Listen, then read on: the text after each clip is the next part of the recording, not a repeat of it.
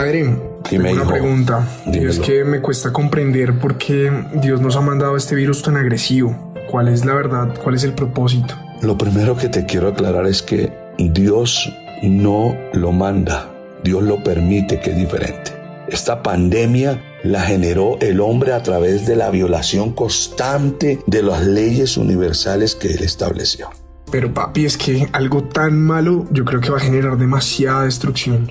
Amor, el coronavirus no es malo y tampoco es bueno. Es necesario, que es diferente. Es el megáfono que Dios usa para hablarle a un hombre sordo que se cree autosuficiente. No existe nada malo. Si tú lo aceptas como malo, va a ser malo. La Biblia dice que lo que el hombre teme, eso es lo que le viene. Pero es que papi, mira, en este momento son tantas personas que se están contagiando en el mundo, miles de muertos, miles de afectados, personas sin trabajo, sin qué comer, tantos niños, ancianos, hombres, mujeres, no sé, papi, es como injusto.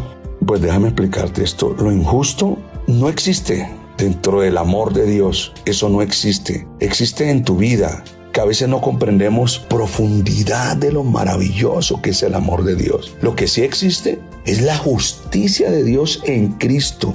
Lo exacto, lo correspondiente a que Él murió por ti en la cruz del Calvario y te entregó a ti la vida eterna. Que si tú reposas en esa creencia, vas a llegar bien lejos. Podrá ser una prueba bastante difícil. Podrá ser una lucha bien difícil en tu vida. Pero gracias a esta situación estamos creciendo. Si dejas de ver ese coronavirus desde tus miedos y lo empiezas a ver desde el valor que Dios te da para poderlo vencer, vas a ser diferente. Aprende esto, la decisión es tuya. Tú puedes tomarlo desde el miedo, el pánico, el terror, todo lo que están haciendo los medios de comunicación para inhabilitarte y para bajar tus defensas, o puedes pararte en el amor inmensurable de Dios, que ninguna plaga tocará tu morada. Dale opción al amor de Dios, que es el camino maravilloso para vencer, papi. Pero padre, no sé, ¿y a qué te refieres cuando me dices que hay que darle la opción al amor? Hijo, conviértete en un ser invulnerable. Fortalécete en declarar que tú eres hijo de Dios, y entonces ese amor va a trabajar a favor de ti con el Espíritu Santo. Deja de ver problemas y empieza a ver oportunidades que puedes aprovechar para crecer en tu mundo espiritual. Desarrolla algo que se llama la aceptación. ¿Y cuál es la aceptación? Aceptación sin resignación. Y es que está el problema, pero me niego a rendirme frente a los desafíos que tiene. Los voy a asumir con valor para poder vencer. Vigila tu pensamiento, tu mundo espiritual, para que no te afecte el miedo.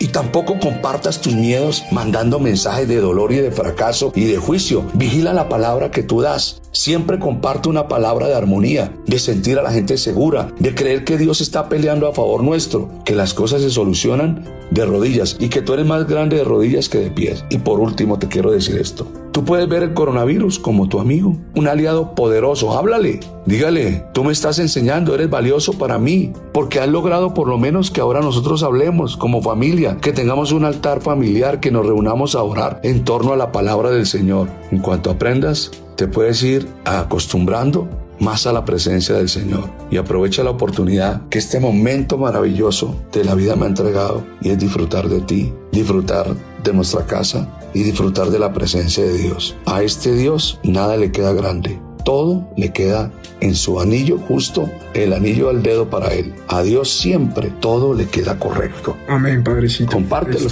Entiendo. Chao. Entiendo más. Te amo. Te amo, Comparte Padre. este mensaje.